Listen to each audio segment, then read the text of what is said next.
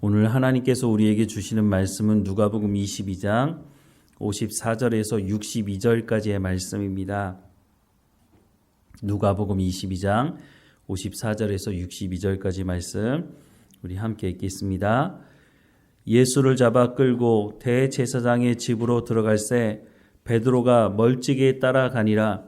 사람들이 뜰 가운데 불을 피우고 함께 앉았는지라. 베드로도 그 가운데 앉았더니 한 여종이 베드로의 불빛을 향하여 앉은 것을 보고 주목하여 이르되 이 사람도 그와 함께 있었느니라 하니 베드로가 부인하여 이르되 이 여자여 내가 그를 알지 못하노라 하더라. 조금 후에 다른 사람이 보고 이르되 너도 그 도당이라 하거늘 베드로가 이르되 이 사람아 나는 아니로라 하더라. 한 시간쯤 있다가 또 한 사람이 장담하여 이르되 이는 갈릴리 사람이니 참으로 그와 함께 있었느니라. 베드로가 이르되 이 사람아 나는 내가 하는 말을 알지 못하노라고 아직 말하고 있을 때에 닭이 곧 울더라. 주께서 돌이켜 베드로를 보시니 베드로가 주의 말씀 곧 오늘 닭 울기 전에 내가 3번 나를 부인하리라 하심이 생각나서 밖에 나가서 심히 통곡하니라. 아멘. 오늘 본문의 말씀 앞에 어떤 말씀이 있는지 어제 봤죠? 어제 봤던 말씀은 가룟 유다가 예수님을 배신하는 장면을 기록하고 있습니다. 그리고 오늘 본문에는 베드로가 예수님을 3번 부인하는 말씀을 기록하고 있습니다. 누가 더 나쁠까요?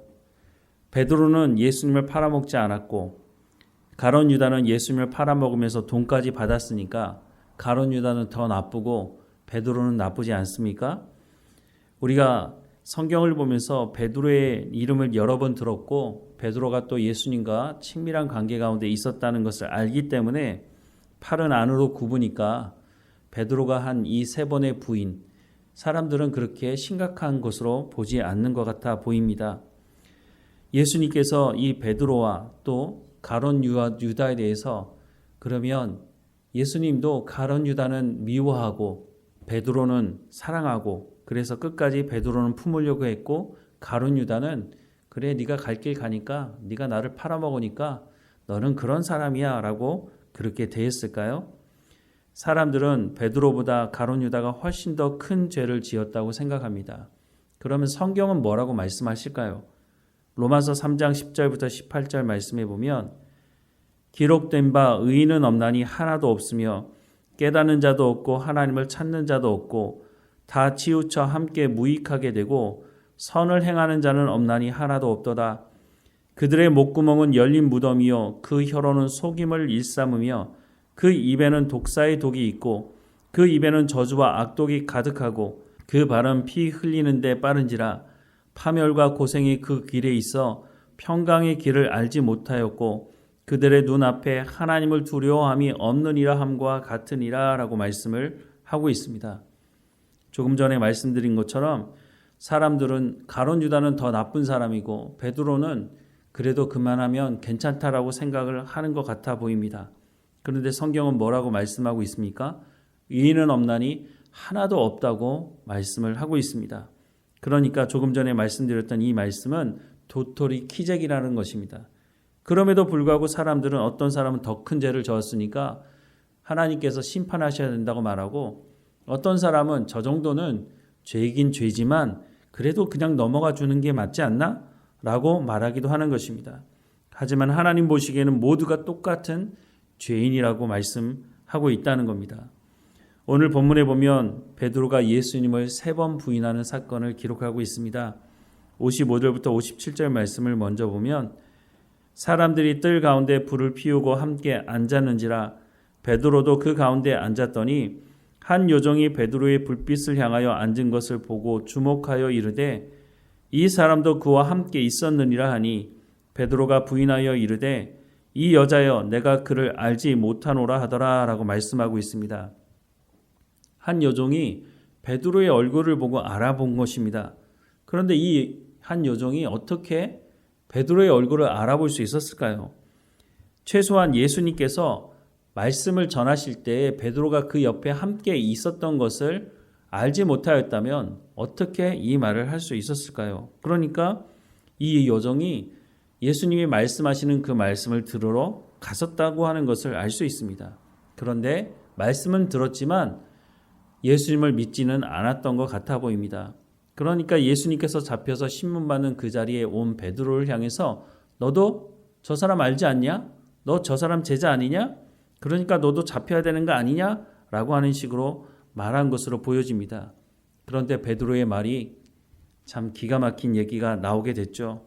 내가 그를 알지 못한다는 것입니다. 베드로가 왜 이렇게 말했을까요? 물론 산 사람은 살아야 된다는 말이 있는 것처럼 베드로가 앞으로 살 날이 창창한데 내가 여기서 말 한마디 잘못한 것 때문에 나도 함께 붙잡혀가서 내 인생 이렇게 끝나게 된다면 이런 생각을 할 수도 있지 않겠습니까? 그래서 어쨌든 간에 베드로가 나는 그를 알지 못한다고 말하고 얼마 되지 않아서 58절 말씀에 보니까 조금 후에 다른 사람이 보고 이르되 너도 그 도당이라 하거늘 베드로가 이르되 이 사람아 나는 아니로라 하더라 라고 말씀하고 있습니다. 나는 저 사람과 관계가 없다 라고 분명히 선을 긋고 있죠. 근데 또 한 번 이 일이 벌어집니다. 1시간쯤 있다가 또 한 사람이 장담하여 이르되 이는 갈릴리 사람이니 참으로 그와 함께 있었느니라. 베드로가 이르되 이 사람아 나는 내가 하는 말을 알지 못하노라고 아직 말하고 있을 때 닭이 곧 울더라 라고 말씀을 하고 있습니다. 베드로가 완전히 선을 긋고 있죠. 나는 정말 저 사람 모른다. 내가 갈릴리 사람이라고 해서 나를 싸잡아서 그렇게 말하지 말아라 라고 말을 하고 있는 거죠. 가룟 유다가 예수님께 왔을 때 예수님께서 가룟 유다를 보시지 않았겠습니까? 물론 가룟 유다가 예수님의 그 눈을 쳐다봤는지는 모르겠습니다. 그런데 분명한 것은 가룟 유다가 예수님을 찾아왔을 때 가룟 유다를 예수님께서 보시고 말씀하셨다는 것을 성경은 말씀해 주고 있습니다. 그러면 베드로는 어떤가요? 61절 말씀해 보면 주께서 돌이켜 베드로를 보시니 베드로가 주의 말씀 곧 오늘 닭 울기 전에 내가 3번 나를 부인하리라 하심이 생각나서 라고 말씀을 하고 있습니다. 예수님께서 가룟 유다를 보셨던 것처럼 베드로도 보았다고 말씀을 하고 있습니다. 물론 이때에 베드로도 예수님을 보았는지는 확실하게 기록하고 있지 않았지만 뒤에 말씀을 이어서 보면 아마도 베드로도 예수님을 보았을 것이라고 생각이 듭니다. 그러니까 예수님과 베드로의 눈이 마주친 거죠. 그리고 나서야 베드로가 이 저녁에 예수님께서 나한테 닭 울기 전에 나를 3번 부인하게 될 것이다 라고 하는 말씀, 그 말씀을 생각나게 된 것이라고 말씀해 주고 있는 겁니다. 가룟 유다의 배신, 베드로의 3번 부인한 사건 다 죄인 것이죠. 예수님께서 가룟 유다는 미워하고 베드로는 사랑하셔서 베드로를 쳐다보시고 또 기회를 주신 것이 아니냐, 예수님 불공평하다라고 말할지 모르지만 성경은 그렇게 말씀하고 있지 않습니다.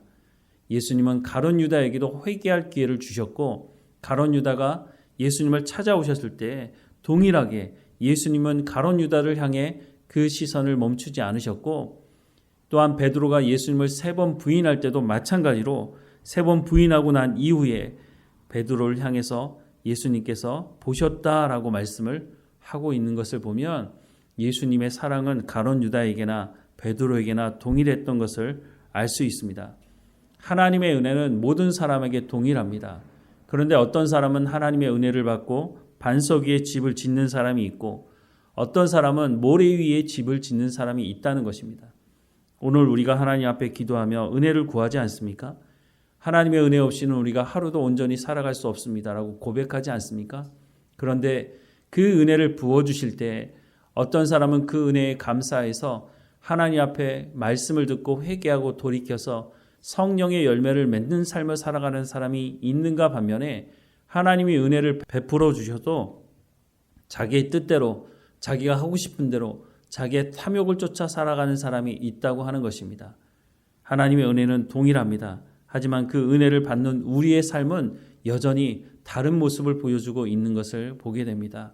우리는 하나님의 은혜를 왜 구하고 있습니까? 하나님의 은혜를 받았다면 우리는 어떻게 살아가고 있습니까?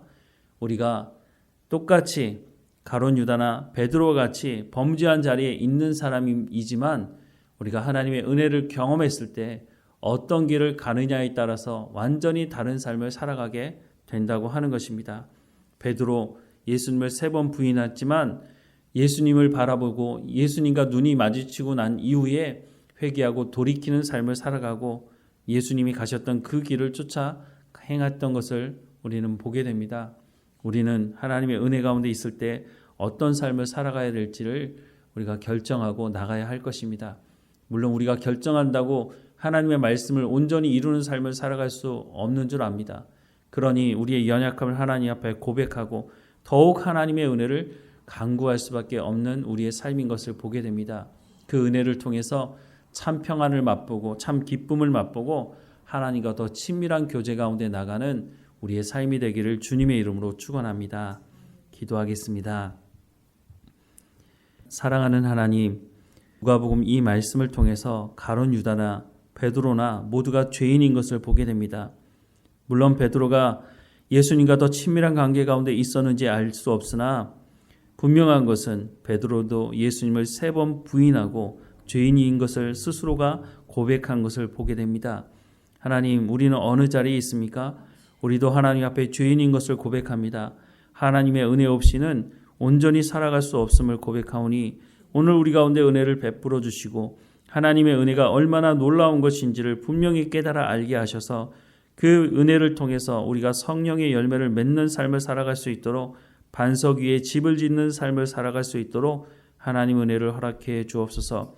오늘도 우리 가운데 은혜를 베푸시며 우리를 향한 그 시선이 멈추지 않으시고 우리를 바라보시며 우리와 함께 동행하시는 하나님과 함께하며 하나님과 인격적인 친밀한 교제를 하며 하나님의 말씀에 순종하는 삶을 통해서 성령의 열매를 온전히 맺어가는 삶이 될 수 있도록 다시 한번 간절히 기도하오니 우리의 삶을 붙드시고 인도해 주옵소서. 우리의 연약함을 하나님의 은혜로 강건하여지게 하시고 깨어서 하나님과 동행할 수 있도록, 그래서 증인의 삶을 살아갈 수 있도록 하나님 우리의 삶을 주관하시고 인도해 주옵소서. 늘 깨어서 하나님 앞에 깨어있는 삶을 살아갈 수 있도록 우리의 삶을 붙드실 하나님께 감사드리고 예수님의 이름으로 기도드립니다. 아멘.